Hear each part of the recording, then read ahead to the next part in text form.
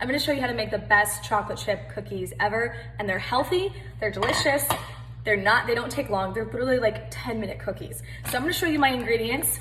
Almond flour, I always use almond flour for many reasons. One, it's super high in protein. It doesn't take away from that yummy, cakey, fudgy flavor, and it's so much better for you. It's paleo, it's gluten-free, all kinds of things, right? I use monk fruit sugar. I don't like to use real sugar. I like to use sugar that's actually going to not process in your body like crap, meaning like it's gonna be low glycemic, right? My secret ingredient, apple cider vinegar, stay tuned for that. Vanilla extract, eggs, of course. Oh, that almost dropped, I was scared. Eggs, butter, this is my favorite butter ever. And I use a dark chocolate bar instead of chips for two reasons. One, it's cheaper, and you can actually like crumple it up or whatever, or shave it, or just pick up some pieces, and then that way you can kind of determine how many chips you want in. And baking soda. So I'm just gonna knock everything into here. Again, if you guys have seen my videos, you've seen that I'm not a big fan of actually measuring. Also, it's because I don't really have any measuring sticks. Like, I just moved into my place. This is the kind of measuring stick I have. It's just a big ladle of a spoon, which I'm gonna guess is like, I don't know, 1/8 of a cup or something. So I just pour a generous amount in of what I think looks good. Now, I've been doing this for a while, so for me, it's a little bit easier. For you, if you feel uncomfortable, obviously I would measure. I would do maybe 1.5 cups of flour. And I always, people ask me this too, they're like, well, what about the egg? Always do 1 egg. Unless you like them more bready, always do 1, because 2 eggs is gonna give it a completely different taste. It's gonna be more muffin scone-like, instead of being like the fudgy cookie that just melts in your mouth. So I'm just gonna use 1 egg. I'm just literally gonna crack it just like that. Ooh, I hope I don't get any shells in there. I'm notorious for having the shells go in the, I think we're good. Go into the stuff. Okay, and then simp the sugar. I just put a generous amount. Just take this, sprinkle it nicely.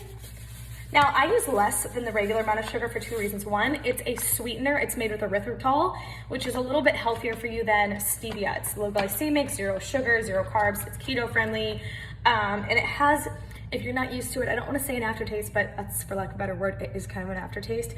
But it's not like stevia. It's a little different. It's more, tastes like sugar. It actually tastes like sugar. So if you don't like a high sugar taste, even though this isn't going to disrupt your blood sugar levels, I wouldn't recommend using a lot. Start with a little. You can always add more. I'm always somebody that like takes a little taste of the batter, licks it, and sees if I like it, right? So you can do that too. Then again, same vanilla extract, just putting a little bit in. I'm gonna put this whole thing of butter in because, number one, I love butter. And also, it's this Irish Kerrygold butter. You guys, it's the best. I'm telling you, it just makes the cookies. I do have a teaspoon, so I'm gonna measure the baking soda because I think that's important. I have it somewhere. I will look for it. I think it's in here. I just did the dishes. Oh no, where did it go?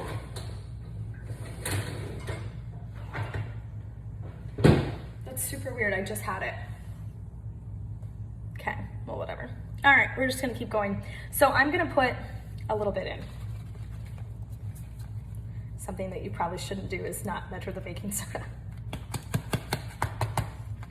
But thankfully I'm kind of an expert on this. So if it tastes funky, you'll know why. Not that you're gonna try them because you're not here. But a little apple cider vinegar. This I will kind of measure. Take one of these. Oh, this is a tablespoon. Maybe I can do a teaspoon out of that. And I just feel like it really changes the flavor. It's also super good for you. Why not have a little probiotics in there? Okay, I'm just gonna take my chocolate bar. And I literally, you guys, maybe I should see what I'm doing, hold on. I literally take the bar just like this, and I just literally, I like it kind of chunkier and whatever anyway, so I just create big chunks as I get chocolate everywhere. Maybe not the cleanest, like a child when it comes to cooking, but it's yummy. I'll tell you that right now. My cookies are a crowd favorite. I'll show you what it looks like. You guys can see. See how I'm like kind of just chopping it? And it kind of gets the shavings in there too. You can kind of see that bubbling. That bubbling is coming from the baking soda and the apple cider vinegar. And I'm just gonna use a big spoon. You know what, I'm just gonna use a regular spoon because that's gonna be the easiest. Okay. Now I have not put the butter in yet, but everything else is in. Okay, I'm gonna keep doing a little bit of this. I gotta melt the butter.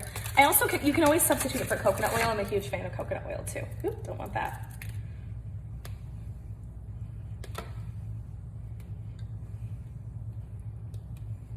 But these are very yummy.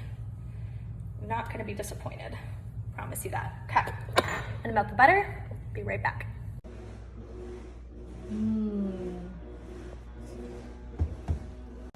All right, and now I'm about to enjoy them. Ugh, got something on my shirt. Anyway, they look delicious. Ooh, maybe there was a little bite taken already. Follow for more.